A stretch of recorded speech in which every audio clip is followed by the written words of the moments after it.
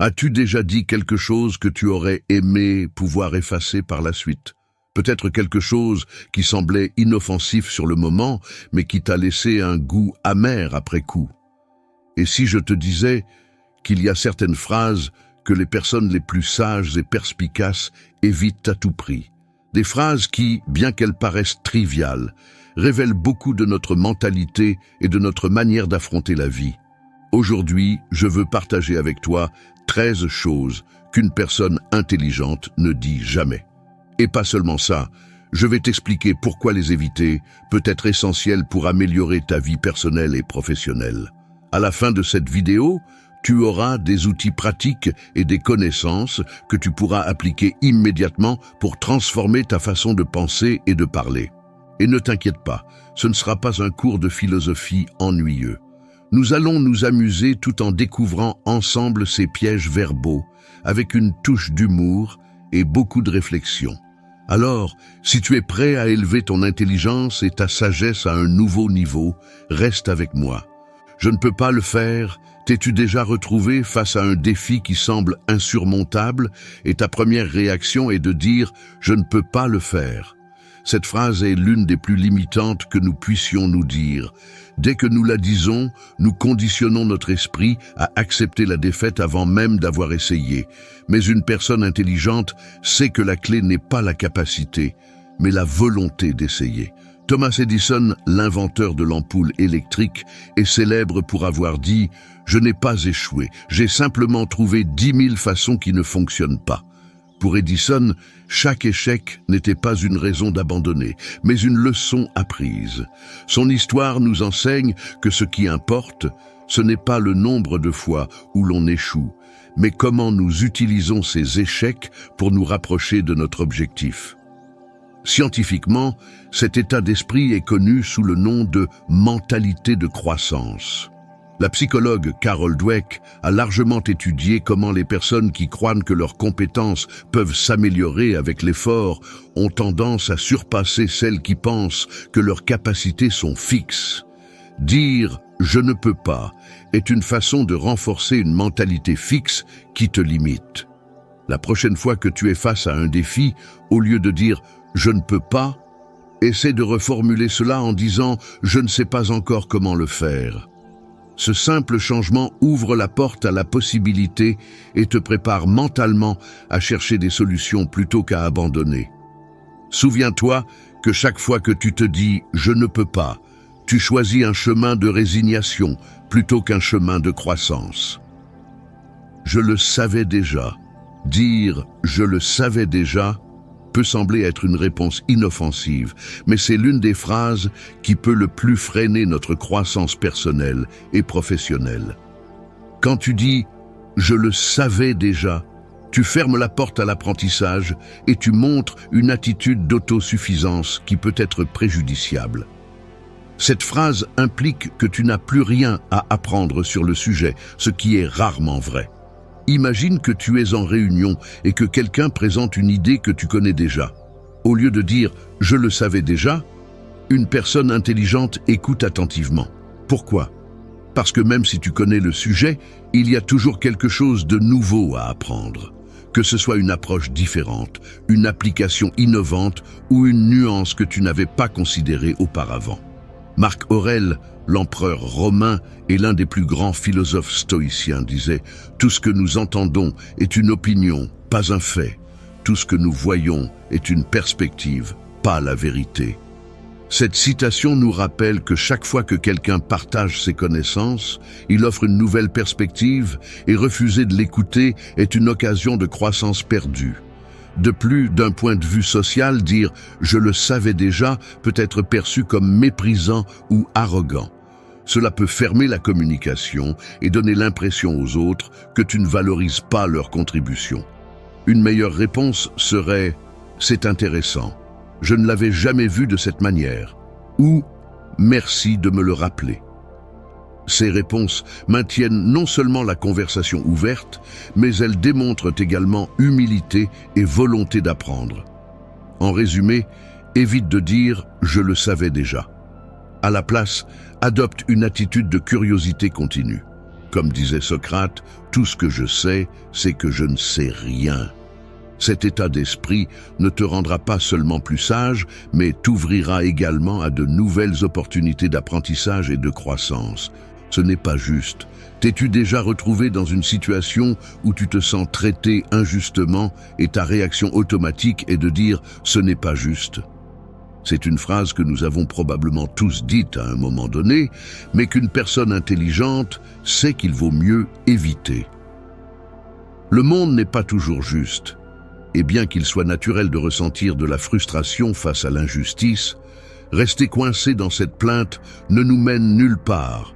La philosophie stoïcienne, qui a guidé de nombreux grands penseurs à travers l'histoire, nous enseigne à accepter la réalité telle qu'elle est, plutôt que de se lamenter sur ce que nous souhaiterions qu'elle soit.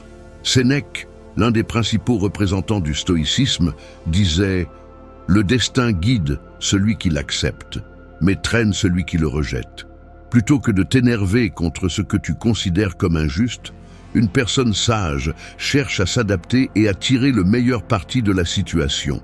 Une approche pratique pour gérer le sentiment d'injustice est de te demander « Que puis-je faire à ce sujet ?» Cette question te place dans une position d'action plutôt que de victimisation. Par exemple, si tu as l'impression d'avoir été ignoré pour une promotion au travail, au lieu de te plaindre de l'injustice, tu peux chercher des moyens d'améliorer tes compétences, demander des retours sur ce que tu pourrais améliorer ou même explorer de nouvelles opportunités ailleurs. En outre, d'un point de vue scientifique, la psychologie positive suggère que se concentrer sur ce qui est sous notre contrôle est essentiel pour notre bien-être émotionnel. En te concentrant sur ce que tu peux faire plutôt que sur ce que tu ne peux pas changer, tu réduis le stress et augmentes ton sentiment de contrôle et de satisfaction. Ainsi, la prochaine fois que tu sens que quelque chose n'est pas juste, au lieu de te lamenter, demande-toi ce que tu peux faire pour améliorer la situation. Ce changement de perspective ne te rendra pas seulement plus puissant, mais il te permettra aussi de progresser au lieu de rester coincé dans la frustration. C'est sa faute. Blâmer les autres est quelque chose que nous faisons tous de temps en temps. C'est facile, rapide, et cela nous libère temporairement de la responsabilité. Mais dire « c'est sa faute » est l'une des phrases qu'une personne vraiment intelligente évite. Lorsque nous blâmons les autres, nous nous mettons dans une position passive, en attendant que quelqu'un d'autre résolve nos problèmes, ce qui nous prive du pouvoir d'agir et d'améliorer la situation. Le philosophe stoïcien Épictète nous a enseigné que nous ne pouvons pas contrôler ce que font les autres, mais que nous pouvons contrôler la manière dont nous réagissons à cela. Dans son œuvre Enchiridion, Épictète dit « Ce ne sont pas les choses qui nous troublent, mais l'interprétation que nous en faisons. » Cela signifie que le véritable pouvoir réside dans notre réponse, et non dans ce que les autres font ou ne font pas. En assumant la responsabilité de nos actions et de nos réactions, nous reprenons le contrôle. Par exemple, si un projet au travail échoue et que ta première réaction est de blâmer un collègue, tu te refuses l'opportunité d'apprendre et de t'améliorer. Au lieu de cela, une personne sage réfléchit à sa propre contribution au problème et cherche des moyens d'éviter que cela ne se reproduise. De plus, blâmer les autres peut avoir un impact négatif sur tes relations. Lorsque tu blâmes habituellement les autres, tu peux créer du ressentiment et de la méfiance, ce qui, à long terme, peut nuire à la fois à tes relations personnelles et professionnelles. En revanche, lorsque tu assumes la responsabilité, tu fais preuve d'intégrité et de maturité, des qualités qui sont grandement appréciées dans tout environnement. La science soutient également cette idée. Des études en psychologie ont montré que les personnes qui ont tendance à assumer la responsabilité de leurs actions, plutôt que de blâmer les autres, ont tendance à être plus réussies et à avoir des relations plus saines. Cela est dû au fait qu'assumer la responsabilité favorise un cycle positif d'apprentissage et d'amélioration continue. En résumé, la prochaine fois que quelque chose tourne mal, au lieu de dire « c'est sa faute », arrête-toi et réfléchis.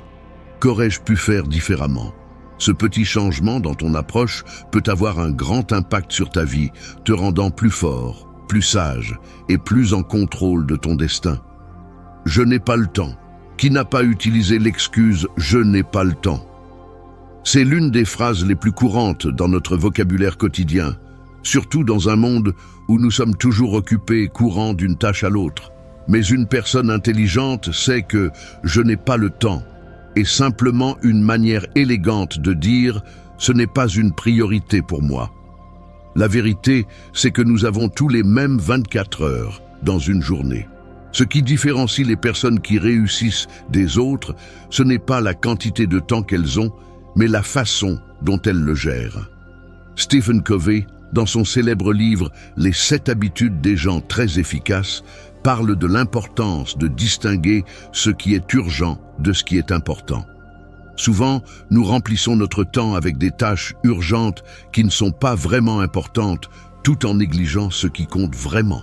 Sénèque, un philosophe stoïcien, a écrit « Ce n'est pas que nous ayons peu de temps, mais que nous en perdons beaucoup ». Cette citation est un puissant rappel que le temps n'est pas le problème. Le manque de priorité claire l'est. Quand nous disons « je n'ai pas le temps », ce que nous disons vraiment, c'est que nous n'avons pas bien priorisé. Une approche pratique pour éviter ce piège est de faire un audit du temps. Pendant une semaine, note comment tu passes chaque heure de ta journée. À la fin de la semaine, examine tes notes et demande-toi « Est-ce que j'investis mon temps dans ce qui est vraiment important ?» Tu seras surpris de voir combien de temps est consacré à des activités qui n'apportent pas de valeur à ta vie.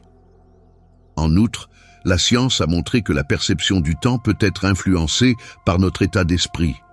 Une étude publiée dans le Journal of Consumer Research a révélé que les personnes qui se concentrent sur le présent plutôt que de s'inquiéter du passé ou du futur ont tendance à se sentir plus satisfaites de leur temps et moins stressées. Cela suggère que, en vivant le moment présent et en étant conscients de nos choix, nous pouvons mieux gérer notre temps et nous sentir moins submergés. Ainsi, la prochaine fois que tu te trouves en train de dire « je n'ai pas le temps », arrête-toi et réfléchis à tes priorités. Au lieu d'utiliser le temps comme une excuse, utilise ce moment pour réorganiser tes priorités et t'assurer que tu investis ton temps dans ce qui compte vraiment. Ce n'est pas mon travail. Ce n'est pas mon travail est une phrase qui révèle une mentalité limitée et peut être un obstacle majeur à la croissance personnelle et professionnelle. Dans un monde interconnecté et collaboratif, les personnes les plus réussies sont celles qui sont prêtes à aller au-delà de ce qui est attendu d'elles. Dire « ce n'est pas mon travail » peut te faire perdre des opportunités précieuses d'apprentissage, de développement et de montrer ta valeur au sein d'une équipe. Dans la philosophie stoïcienne, le travail n'est pas seulement une source de revenus, mais une manière de contribuer au bien-être commun et de perfectionner notre caractère. Marc Aurèle, l'un des empereurs romains et philosophes stoïciens, a écrit « Aime le métier que tu as appris et considère-toi comme un être humain préparé par la nature pour travailler en communauté. » Cela signifie que, au-delà de nos responsabilités spécifiques, nous avons un devoir envers les autres et envers nous-mêmes de contribuer du mieux possible. D'un point de vue pratique, être prêt à faire plus que ce qui est demandé peut t'ouvrir des portes que tu ne savais même pas exister. Par exemple, si dans ton travail actuel, tu vois une tâche qui doit être faite, même si elle ne fait pas partie de ta description de poste, te porter volontaire pour la faire peut montrer ton initiative et ta volonté d'apprendre, ce qui peut t'ouvrir à de nouvelles opportunités, des promotions ou même un changement de carrière. De plus, dans une perspective d'équipe, dire « ce n'est pas mon travail » peut être très dommageable. Dans un environnement collaboratif, tous dépendent de tous pour atteindre les objectifs communs. Refuser d'aider ou d'assumer des responsabilités supplémentaires peut créer des tensions et de la méfiance au sein de l'équipe. D'autre part, ceux qui montrent leur disposition à aider, même lorsque ce n'est pas directement leur travail, gagnent souvent le respect et l'admiration de leurs collègues et supérieurs. La science soutient également l'idée que prendre des responsabilités supplémentaires peut avoir des avantages psychologiques. Une étude publiée dans The Journal of Applied Psychology a révélé que les personnes qui assument des rôles supplémentaires au travail, connus sous le nom de comportement de citoyenneté organisationnelle, ont tendance à éprouver une plus grande satisfaction au travail et à avoir des niveaux de stress plus faibles. Cela est dû au fait que ces personnes se sentent plus valorisées et connectées à leur environnement de travail. En résumé, la prochaine fois que tu es confronté à une tâche qui n'est pas ton travail, considère comment l'assumer pourrait te bénéficier à toi et aux autres. Cette attitude te fera non seulement ressortir, mais elle t'aidera également à grandir et à te développer de façon que tu n'aurais jamais imaginée. Cela ne me concerne pas, ça ne me concerne pas, est une phrase qui, en apparence, semble inoffensive, mais qui reflète en réalité une mentalité déconnectée et insensible. Dans un monde de plus en plus interconnecté, penser que quelque chose ne te concerne pas simplement parce que cela ne t'affecte pas directement est une forme de déni qui peut avoir des conséquences à long terme. Une personne intelligente comprend que nous vivons dans un monde où tout est lié. Ignorer ce qui se passe autour de toi, c'est comme fermer les yeux en marchant dans un champ de mines. Tôt ou tard, quelque chose que tu pensais ne pas t'affecter peut devenir un gros problème si tu ne le considères pas dès le début. Le stoïcisme enseigne que tous les êtres humains sont connectés, que nos actions affectent les autres et que ce qui se passe autour de nous nous impacte d'une manière ou d'une autre. Épictète, l'un des grands philosophes stoïciens, disait « Tu ne peux pas échapper à la responsabilité de demain en l'évitant aujourd'hui ». Cela signifie que ce que tu ignores aujourd'hui peut devenir un problème plus grand demain. Un exemple pratique de cela est le changement climatique. Pendant de nombreuses années, certains disaient « Cela ne me concerne pas » parce qu'ils ne voyaient pas l'impact immédiat sur leur vie. Cependant, aujourd'hui, nous voyons comment les effets du changement climatique, tels que l'augmentation des températures et les catastrophes naturelles, affectent l'ensemble de la planète, peu importe l'emplacement ou la situation économique des personnes. D'un point de vue personnel, ignorer les problèmes des autres sous prétexte que « cela ne me concerne pas » peut aussi t'isoler socialement. Dans les relations interpersonnelles, l'empathie et l'intérêt pour les problèmes des autres sont essentiels pour construire des liens forts et significatifs. Lorsque tu montres que ce qui arrive aux autres te tient à cœur, tu construis de la confiance et du respect mutuel. La science soutient également l'idée que l'interconnexion est essentielle à notre bien-être.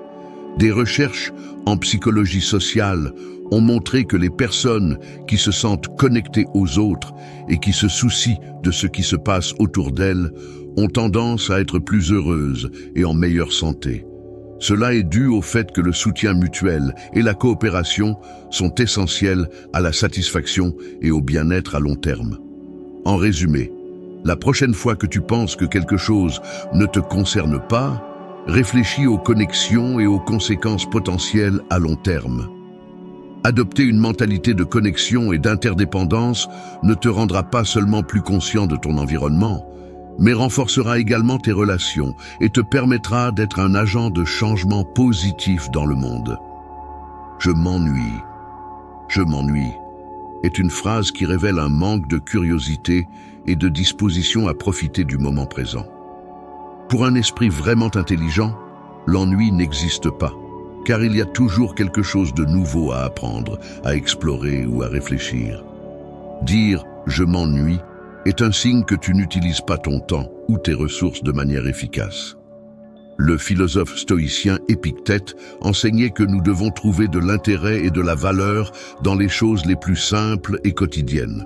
Cela nous garde non seulement mentalement actifs, mais cela nous aide aussi à développer une plus grande appréciation pour la vie en général. Plutôt que de voir l'ennui comme quelque chose de négatif, une personne sage le voit comme une opportunité d'auto-découverte. Par exemple, si tu te trouves à attendre dans une file d'attente et que tu as l'impression de perdre ton temps, au lieu de dire « je m'ennuie », tu peux utiliser ce moment pour pratiquer la pleine conscience, réfléchir à un problème que tu essaies de résoudre ou même simplement observer ton environnement et les personnes autour de toi.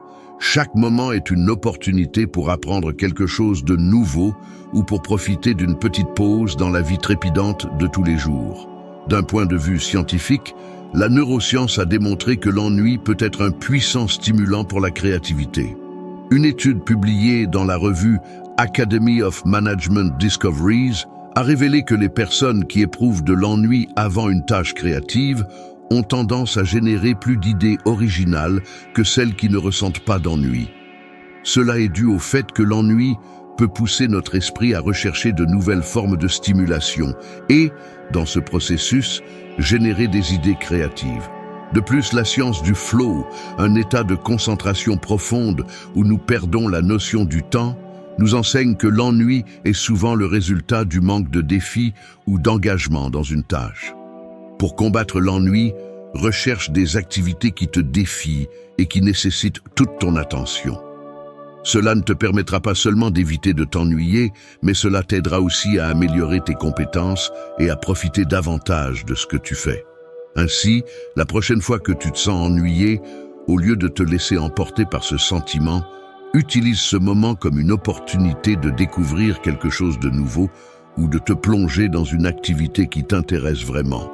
Souviens-toi, un esprit curieux et actif ne s'ennuie jamais. Je ne suis pas assez bon. Dire « je ne suis pas assez bon » est l'une des phrases les plus dommageables que nous puissions nous dire à nous-mêmes. C'est une forme d'autocritique qui, au lieu de nous motiver à nous améliorer, nous paralyse et nous empêche d'avancer. Cependant, une personne intelligente comprend que cette phrase n'est pas seulement fausse, mais aussi contre-productive. L'insécurité est quelque chose avec laquelle nous luttons tous à un moment ou à un autre. Il est naturel de se comparer aux autres et de ressentir que nous ne sommes pas à la hauteur. Mais la comparaison est le voleur de la joie. Quand tu te dis « je ne suis pas assez bon », tu établis une norme irréaliste, basée sur les perceptions que tu as des autres, et non sur ton propre chemin et tes progrès. Le philosophe stoïcien Sénèque nous offre une perspective puissante. Nous souffrons souvent plus dans l'imagination que dans la réalité. Cela signifie que la douleur et l'insécurité que nous ressentons sont en grande partie des créations de notre esprit. En nourrissant des pensées négatives sur nous-mêmes, nous renforçons un récit qui ne nous profite pas. Une stratégie efficace pour combattre cette mentalité est de se concentrer sur le progrès, pas sur la perfection. Nous sommes tous en voyage de croissance personnelle et il est important de reconnaître les étapes que nous avons franchies, aussi petites soient-elles. Au lieu de dire « je ne suis pas assez bon », essaie de dire « je m'améliore chaque jour ». Ce changement de mentalité te permet de te concentrer sur ce que tu peux faire pour continuer à avancer, plutôt que de rester coincé dans l'autocritique. La psychologie soutient également cette idée. Le concept d'auto-efficacité, développé par le psychologue Albert Bandura, fait référence à la croyance en notre capacité à affronter et à surmonter des défis. Les recherches ont montré que les personnes ayant une grande auto-efficacité ont tendance à être plus résilientes, à mieux affronter les défis et à avoir un plus grand sentiment de bien-être. Pour augmenter ton auto-efficacité, commence par te fixer de petits objectifs atteignables. Chaque fois que tu atteins un objectif, célèbre ton succès, aussi petit soit-il. Cela renforce ta croyance en tes capacités et te prépare à affronter des défis plus importants. En résumé, ne laisse pas l'autocritique t'arrêter. Au lieu de dire « je ne suis pas assez bon », reconnais tes progrès, célèbre tes succès et continue à avancer. Nous sommes tous sur un chemin unique et l'important est de continuer à avancer. Je déteste mon travail. Je fais ce que je déteste pour un chèque de paye. Cela te semble-t-il familier? Dire « je déteste mon travail » est une plainte courante, mais c'est une phrase qui peut avoir un impact profondément négatif sur ton bien-être et ton succès à long terme. Une personne intelligente sait que, même si nous n'aimons pas toujours ce que nous faisons, il est essentiel de trouver un sens et un but dans notre travail. Le stoïcisme nous enseigne que le travail n'est pas seulement une source de revenus, mais une opportunité de contribuer au bien-être des autres et de nous développer en tant que personne. Marc Aurèle, l'empereur romain et philosophe stoïcien, a écrit « Le travail d'un être humain est d'aimer. Cela signifie que nous pouvons choisir comment nous interprétons nos tâches quotidiennes. Nous pouvons les voir comme un fardeau ou comme une opportunité de faire une différence, aussi petite soit-elle. Lorsque tu te trouves en train de dire « je déteste mon travail », tu te concentres en réalité sur les aspects négatifs de ton environnement de travail, ce qui peut créer un cycle de démotivation et de ressentiment. Ce cycle n'affecte pas seulement ton bien-être émotionnel, mais aussi tes performances, ce qui, à son tour, peut affecter ton avancement professionnel. Une manière pratique de changer cette mentalité est de te concentrer sur les aspects positifs de ton travail. Quelle partie de ton travail apprécies-tu? Quelles compétences développes-tu? Comment contribues-tu au succès de ton équipe ou de ton entreprise? En te concentrant sur le positif, tu peux changer ta perspective et trouver un sens à ton travail, même dans les tâches les plus banales. De plus, si tu sens vraiment que ton travail n'est pas aligné avec tes valeurs ou tes passions, considère cela comme un signal pour chercher de nouvelles opportunités. Il ne s'agit pas d'abandonner immédiatement ton travail, mais de commencer à explorer d'autres options, à développer de nouvelles compétences, ou même à lancer un projet parallèle qui te passionne. Parfois, le simple fait d'avoir quelque chose d'autre sur quoi travailler peut transformer ton attitude envers ton travail actuel. La science nous montre également qu'avoir une attitude positive envers le travail peut améliorer significativement notre satisfaction au travail. Une étude publiée dans The Journal of Organizational Behavior a révélé que les personnes qui trouvent du sens dans leur travail, quelle que soit la nature de leurs tâches, ont tendance à être plus heureuses et à mieux performer. En résumé, au lieu de dire « je déteste mon travail », cherche des moyens de changer ta perspective ou de trouver de nouvelles opportunités qui s'alignent davantage avec tes valeurs et tes passions. Souviens-toi que le travail n'est pas seulement une manière de gagner sa vie, mais aussi une opportunité de grandir, d'apprendre et de contribuer. Je m'en fiche, dire « je m'en fiche » est une manière de se déconnecter émotionnellement d'une situation, ce qui peut sembler être une stratégie pour se protéger du stress ou de la frustration. Cependant, cette phrase peut être beaucoup plus nuisible qu'il n'y paraît. Une personne intelligente sait que l'indifférence peut mener à l'apathie, et l'apathie est l'ennemi de la croissance personnelle et professionnelle. Le stoïcisme nous enseigne que nous devons nous impliquer dans la vie, mais sans être esclaves de nos émotions. Épictète, un philosophe stoïcien, nous rappelle que, bien que nous ne puissions pas tout contrôler autour de nous, nous pouvons contrôler la manière dont nous y réagissons. Il est possible d'être détaché sans être indifférent. Quand tu dis « je m'en fiche », tu fermes en réalité la porte à la possibilité d'apprendre quelque chose de nouveau, de te connecter aux autres ou de trouver une solution à un problème. C'est une façon d'éviter de faire face à la réalité et de renoncer à ton pouvoir d'influencer les circonstances.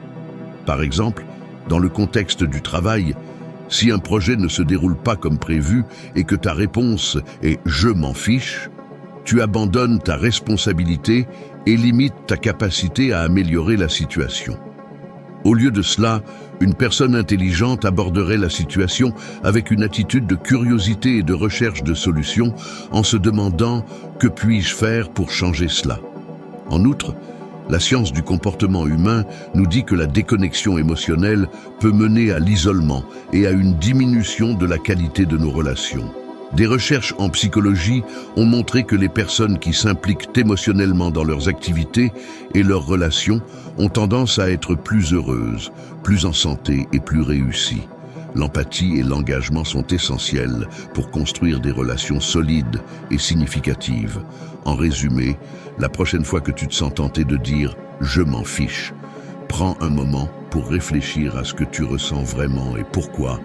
Cherche des moyens de t'impliquer de manière positive et constructive, même s'il s'agit d'une situation difficile. Ce faisant, tu renforceras non seulement tes relations et tes compétences, mais tu te sentiras également plus connecté et satisfait de ta vie. C'est impossible. Le mot « impossible » est l'une des plus grandes barrières que nous puissions mettre sur notre chemin.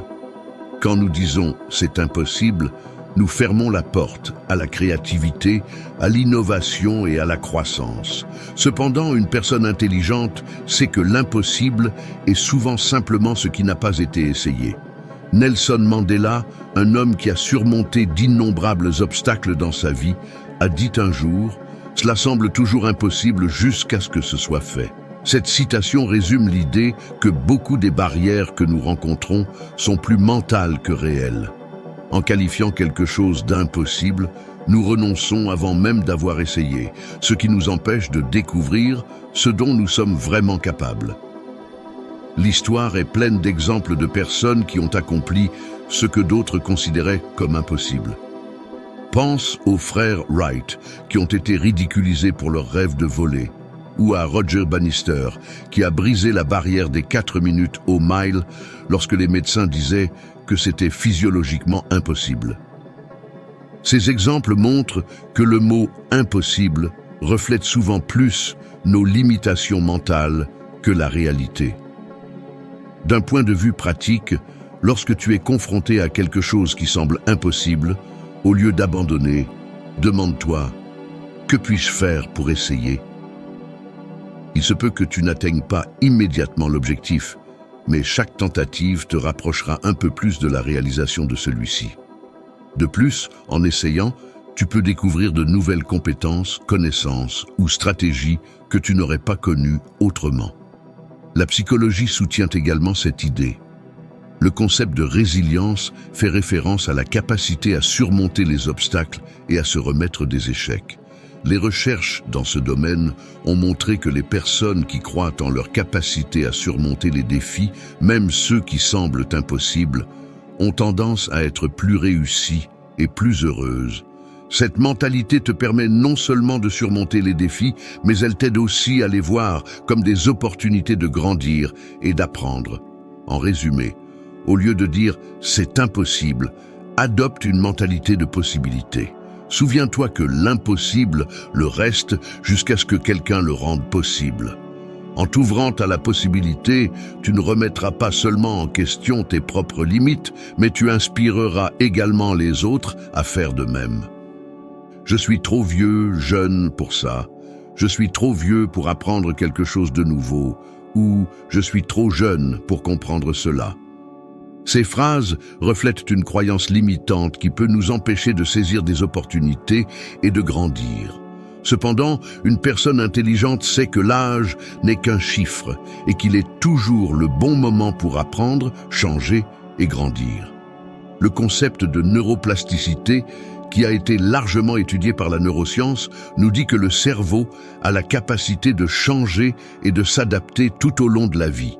Cela signifie que, peu importe notre âge, nous pouvons toujours apprendre de nouvelles compétences, développer de nouvelles connexions neuronales et nous adapter à de nouvelles circonstances. La croyance que nous sommes trop vieux ou trop jeunes est simplement un mythe qui nous impose des limites inutiles. D'un point de vue philosophique, le stoïcisme nous enseigne également que la vie est un processus continu d'apprentissage et de développement. Sénèque, un grand penseur stoïcien, disait « Tant que tu vis, continue d'apprendre à vivre ». Cette citation nous rappelle que l'apprentissage et la croissance n'ont pas de point final. Ils font partie de notre vie, de la naissance à la mort. Par exemple, beaucoup de personnes commencent de nouvelles carrières ou apprennent de nouvelles compétences à l'âge mûr ou même après leur retraite. Pense à Harlan Sanders, qui a fondé KFC à 65 ans, ou à Laura Ingalls Wilder, qui a publié son premier livre de la série La petite maison dans la prairie à 65 ans. Ces exemples montrent que l'âge n'est pas une barrière au succès ou à l'apprentissage, mais une excuse que nous nous donnons pour éviter de sortir de notre zone de confort. De plus, d'un point de vue pratique, adopter une mentalité de trop vieux ou trop jeune peut t'empêcher de saisir des opportunités qui pourraient transformer ta vie. Quand tu te dis que tu es trop vieux pour apprendre une nouvelle compétence ou changer de carrière, tu limites ton potentiel et te refuses la possibilité de découvrir de nouvelles passions ou talents. D'un autre côté, si tu penses que tu es trop jeune pour assumer des responsabilités ou des défis, tu te prives d'expériences précieuses qui pourraient t'aider à grandir et à mûrir plus rapidement. En résumé, la prochaine fois que tu te surprends à dire que tu es trop vieux ou trop jeune pour quelque chose, arrête-toi et remets en question cette croyance. Souviens-toi que l'apprentissage et la croissance n'ont pas de limite d'âge et que chaque étape de la vie offre de nouvelles opportunités pour se développer et évoluer. En te libérant de ces croyances limitantes, tu t'ouvriras à un monde de possibilités et à un avenir rempli de nouvelles expériences et réalisations. Et voilà, 13 phrases qu'une personne vraiment intelligente évite de dire. Chacune de ces phrases est comme un petit piège mental qui, si on ne le gère pas correctement, peut limiter ton potentiel et ta croissance. Mais la bonne nouvelle, c'est que maintenant que tu en es conscient, tu peux changer ta façon de penser et de parler, et ainsi transformer ta vie. Souviens-toi, la sagesse ne consiste pas seulement à accumuler des connaissances, mais à appliquer ces connaissances dans ta vie quotidienne de manière efficace. La prochaine fois que tu te retrouves sur le point de dire l'une de ces phrases, prends un moment pour réfléchir et choisis tes mots avec sagesse. Si cette vidéo t'a fait réfléchir et t'a aidé à voir les choses sous un nouvel angle, je t'invite à t'abonner à la chaîne, à liker et à partager tes pensées dans les commentaires. Nous voulons savoir comment tu appliques ces conseils dans ta vie et quelles autres phrases tu penses que nous devrions éviter. Et si tu es prêt à continuer d'apprendre et de grandir ensemble, n'oublie pas d'activer la cloche pour ne manquer aucune de nos prochaines vidéos. À bientôt dans la prochaine.